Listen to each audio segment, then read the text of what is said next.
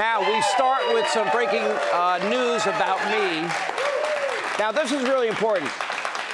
This is breaking news about me. My record is intact. I have never, ever been to a White House Correspondents' Gala, ever. Did I say ever? And I'm very proud of that. And by the way, I didn't go this Saturday, so my record remains intact, thankfully. All right. We begin tonight to a Fox News alert. Up and away. Here we go again as another mysterious balloon just breached U.S. territory. Officials are now tracking the UFO near Hawaii. And while the Biden administration doesn't know what it is or where it's from or who is flying this thing, they somehow know for certain. They're telling we, the American people, that it poses absolutely no security risk at all whatsoever. Why does that not pass the smell test? Remember, we still have no clue, no idea what the three objects were that Biden and his administration shot out of the sky with those $400,000 Sidewinder missiles. So we're going to keep you posted. And if they decide to shoot this balloon out of the sky as well with another, $400,000 missile, as per tradition, we'll let you know. All right, also tonight, straight ahead, Vivek Ramaswamy will join us. Now, yesterday, he absolutely schooled NBC's Chuck Todd on the difference between a man and a woman. Here's a preview. Are you confident that you know that gender is as binary as you're describing it? Are you confident that it isn't a spectrum? I am. Do you know this as a scientist? The best part's coming up. We'll play the full exchange straight ahead.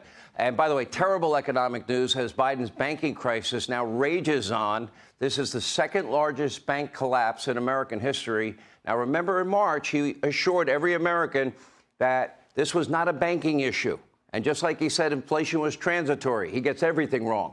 So we'll get to that tonight. And coming up, the sad tragedy out of Texas where an illegal immigrant who previously was deported not once, not twice, not three, not four times, but 5 separate times, just brutally murdered 5 innocent people, including an 8-year-old little boy. Now, the great one, I talked to him before the show. He is really angry about all of this. At some point, when do we call people out that they have blood on their hands? We'll get to all of that and our wide open southern border. But first tonight, we begin in Batesville, Arkansas, where zero experience Hunter Biden appeared in court today wearing a beautiful, check it out, beautiful designer suit, flanked by some of the most expensive attorneys in the world. The president's adult son told the judge that he was just too poor to make child support payments. I'm not making it up. To the mother of his 4-year-old daughter.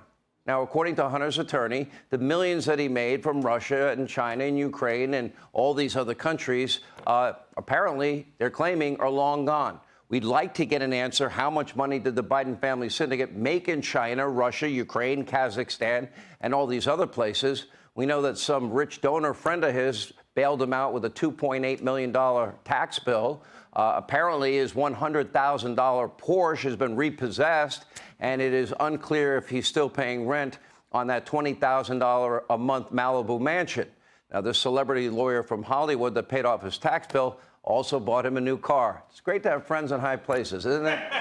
And apparently, Hunter is now so destitute that during his recent trip to Ireland, he had to sleep on a cot in the president's hotel room. By the way, I feel sorry for Joe more than him because he was unable to afford his own lodging, according to them. Now, does any of you believe this? No, nobody. Hunter's only income, according to his lawyers, is from his work as an amateur paint-by-numbers artist. I call it, it's called Portraits of a Crack Addict.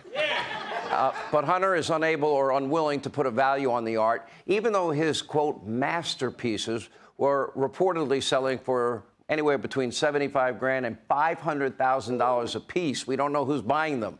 Now, of course, his father, the president, is also ultra wealthy, despite working as a, quote, public servant his entire life. Joe Biden has amassed millions and millions of dollars and multiple mansions, and yet neither Joe nor Dr. Jill, guess they're not willing to lend a helping hand for a 4-year-old granddaughter? Here's the saddest part. They will not even recognize their 4-year-old granddaughter. No invites to the granddaughter, no recognition of the granddaughter in the White House, no birthday cards, no Christmas presents, nothing, zip, nada. He said last week that he has 6 grandchildren. Will somebody please tell the president that he actually has 7 grandchildren, and it's beyond time that Joe and Jill Biden invite this innocent 4-year-old little girl into their lives and properly embrace her with the love that she deserves from her grandparents. The circumstances surrounding her birth are irrelevant. Ignoring her is frankly repulsive. And now their deadbeat son is attempting to reduce or even eliminate child support payments. You know, the entire family should be ashamed of themselves, but the Bidens have no shame. Now, just imagine for a second if this was the Trump family and this was Donald Trump not recognizing his own granddaughter or not helping financially his own granddaughter or grandson. Anyway, here's what Hunter had to say earlier. Take a look.